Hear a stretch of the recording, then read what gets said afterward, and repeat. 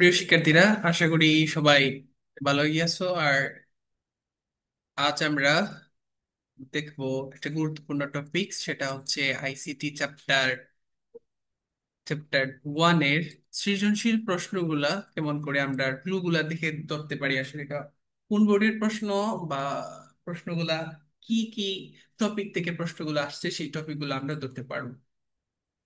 তো আজকের ক্লাসটা খুবই বেশি গুরুত্বপূর্ণ।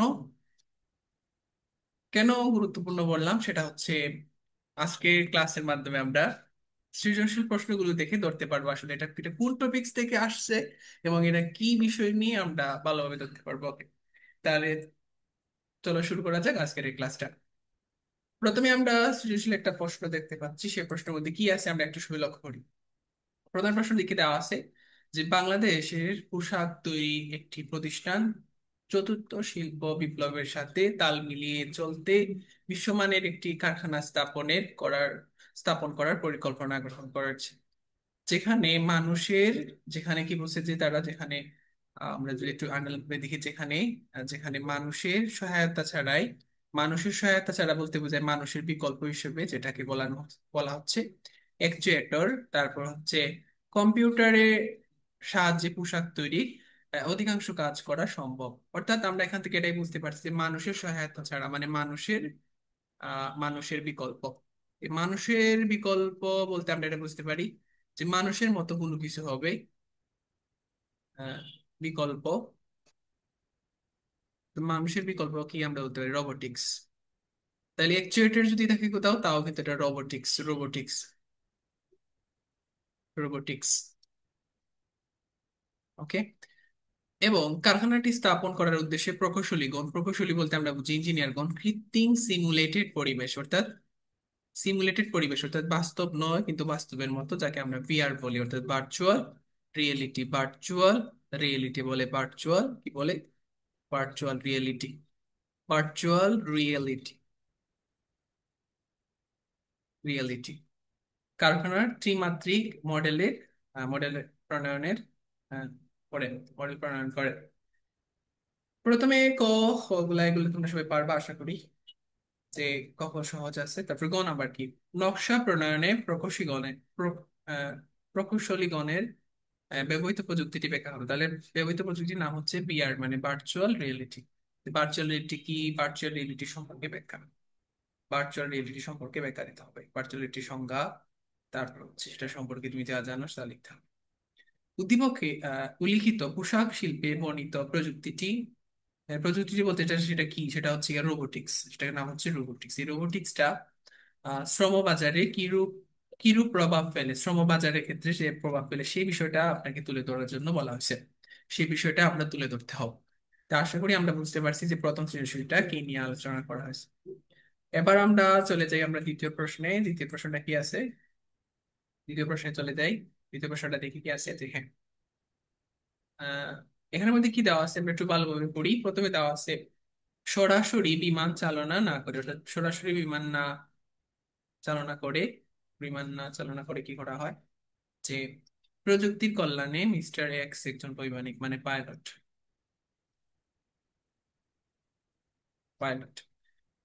অর্থাৎ সরাসরি না, প্রশিক্ষণ গ্রহণ করে তিনি একজন পাইলট হয়ে গেছে। তাহলে এটা গড়ে বসে পাইলট, অর্থাৎ সরাসরি না করে সেটাকে আমরা ধরতে পারি ভার্চুয়াল রিয়েলিটি ভার্চুয়াল রিয়েলিটি, মানে কৃত্রিম বাস্তবতা বা কৃত্রিম পরিবেশ। কৃষি বিজ্ঞানী মিস্টার ওয়াই উন্নত জাতের পাট বীজ উদ্ভাবন করেন পাট বীজ কি করেন, উদ্ভাবন করেন। উদ্ভাবন মানে আমরা কি বলতে পারি, এবং সেগুলো চাষ করে কৃষকেরা উপকৃত হবে এবং তার কর্মের ডেটা সমূহ প্রযুক্তির মাধ্যমে সংরক্ষণ করেন। তো উদ্ভাবন করাকে আমরা বলতে পারি জেনেটিক ইঞ্জিনিয়ারিং।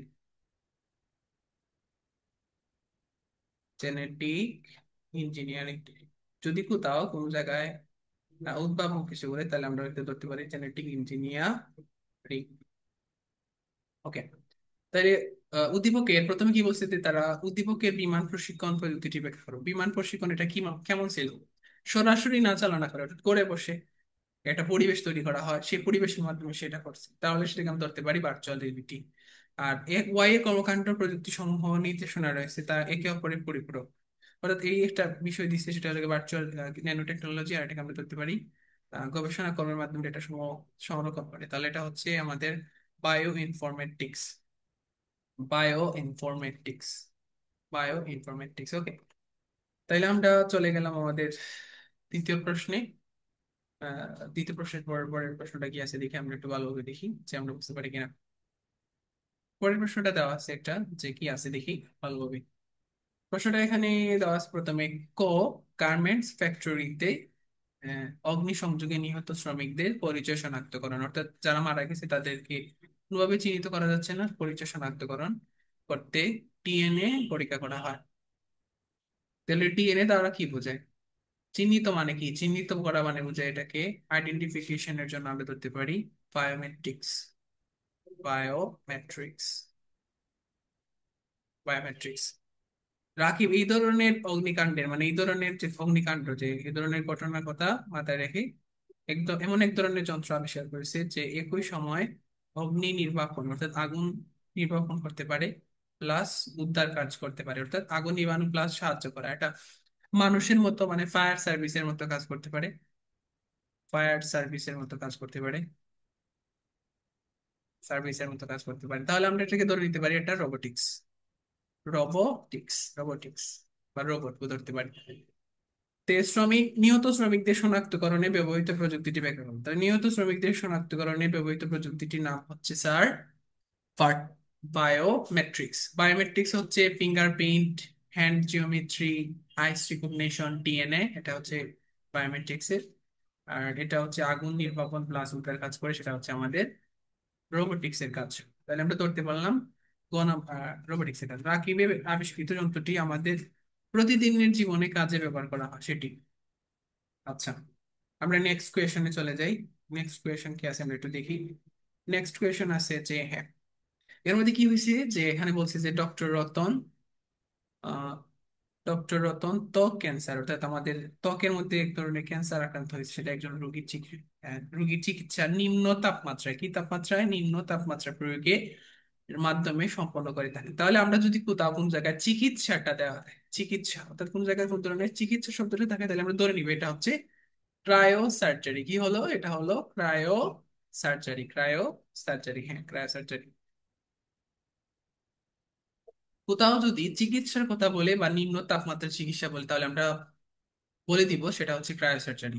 কিন্তু চিকিৎসার পূর্বে তিনি একটি সিমুলেটেড অপারেশনের মাধ্যমে অভিজ্ঞতা লাভ করেন, অর্থাৎ এমন একটা কাছ থেকে অভিজ্ঞতা জ্ঞান করেন, অভিজ্ঞতা লাভ করেন সিমুলেটেড পরিবেশ। কোথাও যদি সিমুলেটেড শব্দটা থাকে বা পরিবেশ, তাহলে আমি সেটাকে ধরে নিব এটা হচ্ছে ভিআর, মানে হচ্ছে ভার্চুয়াল রিয়েলিটি। Virtual reality. রতনের চিকিৎসা পদ্ধতিটি ব্যাখ্যা করুন। রতন সাহেবের চিকিৎসা পদ্ধতিটির নাম হচ্ছে কি? Cryo surgery. কি হলো? Cryo surgery. এবং অপারেশনের অভিজ্ঞতা লাভের প্রযুক্তিটি, এই প্রযুক্তিটির নাম কি? এই প্রযুক্তিটির নাম হচ্ছে ভার্চুয়াল রিয়েলিটি। ভার্চুয়াল রিয়েলিটি শিক্ষা ক্ষেত্রে কি কি ব্যবহার করা হয়, গবেষণার ক্ষেত্রে কি ব্যবহার করা হয়, এবং ব্যবসার ক্ষেত্রে, এই তিনটি সেক্টরে যে ব্যবহার করা হয়, সেক্টর গুলোকে আমরা পয়েন্ট আকারে লিখবো। পয়েন্ট আকারে লিখবো, পয়েন্ট আকারে কি করবো? লিখবো। ওকে, তাহলে আশা করি আমরা এটা বুঝতে পারছি। আমরা নেক্সট কোয়েশনে চলে যাই। আমাদের নেক্সট কোয়েশনটা কি দেখি। নেক্সট কোয়েশনটা হচ্ছে হ্যাঁ, এটা ভালোভাবে দেখি যেটা কোন বোর্ডে আসছে আগে একটু লক্ষ্য রাখি। এটা হচ্ছে আমাদের চট্টগ্রাম বোর্ড 2024 সালে আসছে। সেই প্রশ্নটার মধ্যে কি দেওয়া আছে আপনি একটু দেখি। প্রশ্ন দেওয়া আছে যে বাশার সাহেব কম্পিউটার মেলায় গিয়ে একটি হার্ড ডিস্ক কিনলেন। হার্ড ডিস্কটি আকারে খুবই কি, হার্ড ডিস্কটার বৈশিষ্ট্য কি? আবার আকারে খুবই ছোট, কিন্তু ধারণ ক্ষমতা অনেক বেশি। ধারণ ক্ষমতা অনেক বেশি, মানে ছোট জিনিসটা কি করতে পারে? দাম কমাটা অনেক, ছোট জিনিসটা বড় কাজ করে। ছোট একটা জিনিস আছে যেটা কি করে, সেটা বড় কাজ করে। বড় জিনিসের মধ্যে কি করে কিছু করে। তাহলে এটাকে আমরা ধরতে পারি আহ ন্যানো টেকনোলজি। কি বলতে পারি? Technology nano technology nano technology nano technology, ঠিক আছে। তিনি বন্ধু প্রিন্সকে হার্ড ডিস্কটি দেখানোর জন্য তার অফিসে গেলেন। অফিসে গিয়ে দেখলেন উক্ত অফিসের কর্মকর্তা ও কর্মচারীগণ একটি যন্ত্রের দিকে তাকালেই দরজাটি খুলে যায়। তাকানোটা কিসের কাজ? তাকালেই দরজাটি খুলে যায়। তাকানোকে আমরা ধরতে পারি ফেস রিকগনিশন, তাহলে এটা হচ্ছে বায়োমেট্রিক্স। কি হচ্ছে? এটা হচ্ছে বায়োমেট্রিক্স। Biometrics, biometrics. তাহলে উদ্দীপকের উল্লিখিত ডিভাইসটি তৈরিতে প্রযুক্তি ব্যবহার করা হচ্ছে কোন তৈরি? এই ডিভাইসটি কি হচ্ছে? ডিভাইসটা হচ্ছে ন্যানো টেকনোলজি। আর অফিসের দরজায় যেটা ব্যবহার করেছে সেটা হচ্ছে বায়োমেট্রিক্স। সেটা হচ্ছে কি? বায়োমেট্রিক্স। হ্যাঁ। আমরা চলে যাই আমাদের নেক্সট কোয়েশনে। নেক্সট কোয়েশন কি আছে আমরা দেখি। হ্যাঁ, সেটা দেখে আমরা ধরে নিতে পারতেছি যে আসলে সেটা কি। সেটা আছে যে মেডিকেল কলেজের শিক্ষার্থী ডক্টর রিফাত তার শিক্ষার্থীদের ন্যূনতম তখন সহিষ্ণু রক্তপাতের চিকিৎসা। হ্যাঁ, এখানে মধ্যে আমরা চিকিৎসা পেয়ে গেছি, তাহলে আমরা ধরে নিলাম এটা হলো ক্রায়ো সার্জারি। কি হলো? সেটা হলো আমাদের ক্রায়ো সার্জারি। হ্যাঁ, ক্রায়ো সার্জারি। হ্যাঁ, আমরা বুঝতে পারছি এটা হচ্ছে ক্রায়ো সার্জারি। এবং অভিজ্ঞতা লাভের উদ্দেশ্যে একটি সিমুলেটেড পরিবেশ। সিমুলেটেড পরিবেশ মানে চোখ বুজে বলতে পারবে এটা হচ্ছে virtual reality. Virtual reality. Okay. তাহলে উদ্দীপকে উল্লিখিত চিকিৎসা পদ্ধতিটি ব্যাখ্যা করো। সেই চিকিৎসা পদ্ধতির নাম কি? Cryosurgery. প্রাত্যহিক মানে প্রতিদিনের জীবনে উদ্দীপকের উল্লিখিত পরিবেশের মানে কোন পরিবেশ স্যার? ভার্চুয়াল রিয়েলিটির পরিবেশের প্রভাবটা বিশ্লেষণ করো। আশা করি আমরা এটা বুঝতে পারছি। আমরা চলে গেলাম আমাদের নেক্সট কোয়েশনে। নেক্সট কোয়েশনটা কি আছে দেখি। হ্যাঁ, এটা আমরা পারবো, এটা আগের মতোই সেম। এটা আগের মতোই। হ্যাঁ, দেখি দেখি কি নতুন প্রশ্ন পাই কিনা। ডিফারেন্ট টাইপের প্রশ্নগুলো বুঝতেছি। এটা ক্রায়ো সার্জারির। হ্যাঁ, এই তো হ্যাঁ। কি আছে দেখি। হ্যাঁ, এটা আমরা দেখি বুঝি এখানে। ডক্টর রাজীব মেডিকেল কলেজের ব্যবহারিক ক্লাসে রোগী ছাড়াই বিশেষ প্রযুক্তির মাধ্যমে হার্টের অপারেশনের অভিজ্ঞতা লাভ করে। অর্থাৎ রুগী নেই, রুগী নেই, রুগী নেই ক্লাসে, রুগী নেই, রুগী ছাড়াই কি করে বিশেষ প্রযুক্তির মাধ্যমে হার্টের অপারেশনের অভিজ্ঞতা লাভ করে। সো এটা আমরা ধরতে পারি কৃত্রিম পরিবেশ বা কৃত্রিম বাস্তবতা, যাকে আমরা ধরতে পারি ভার্চুয়াল রিয়েলিটি। Virtual reality. তিনি লং টেনিস লং টেনিস হ্যাঁ, লং টেনিস খেলতে গিয়ে লক্ষ্য করলেন অন্যান্য বলের তুলনায় বলের স্থায়িত্বটা অনেক বেশি। স্থায়িত্বটা কি? অনেক বেশি। স্থায়িত্বটা অনেক বেশি। তাহলে এটা হলো কি? এটা হলো ন্যানো টেকনোলজি। কি? Nano nano technology. ঠিক আছে, কেন হলো? কারণ ছোট বল, তার স্থায়িত্বটা অনেক বেশি। ন্যানো টেকনোলজি আসলে কিভাবে বুঝবো? ন্যানো টেকনোলজি আসলে ন্যানো টেকনোলজি আসলে আমরা কিভাবে বুঝবো? হ্যাঁ, ন্যানো টেকনোলজি আসলে আমরা বুঝবো এমন ভাবে যে প্রথমে দেখবো যে আসলে ছোট জিনিসে বড় কাজ করার কথা বলবে, যে ছোট জিনিসে কি করবে? ছোট জিনিসে বড় কোনো ধরনের কাজ করবে, বড় কোনো কাজ। তারপর জিনিসটা আমার হালকা পাতলা এবং সাশ্রয়ী এরকম থাকবে। আশা করি বুঝতে পারছি। নেক্সট কোয়েশনে চলে যাই। নেক্সট কোয়েশনটা কি দেখি। নেক্সট কোয়েশনটা দেখি আমরা কি দেখি, সহজ প্রশ্ন খুঁজে পাই কিনা।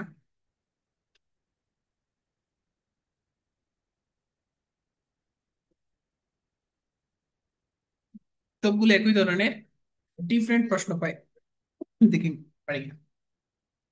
সূর্য, হ্যাঁ, সূর্য একটা ছেলে পড়াশোনা শেষ করার পর চাকরি না পেয়ে ইন্টারনেটের মাধ্যমে মানে কি করে? ইন্টারনেটের মাধ্যমে ঘরে বসে কাজ করে অর্থ উপার্জনের পথ বেছে নিই। মানে ঘরে বসে কাজ করাকে বলা হয় ই কমার্স। ই কমার্স বলতে পারি, মানে ইন্টারনেটের মাধ্যমে ব্যবসা করে। তাকে আমরা কি বলতে পারি? ফ্রিল্যান্সিং বলতে পারি। হ্যাঁ। কয়েক বছরের মধ্যে সে অর্থনৈতিক স্বাবলম্বী হয় এবং প্রচুর বৈদেশিক মুদ্রা অর্জন করে। পরবর্তীতে তার এলাকায় অনেকেই এই পথে অনুসরণ করে স্বাবলম্বী হয়।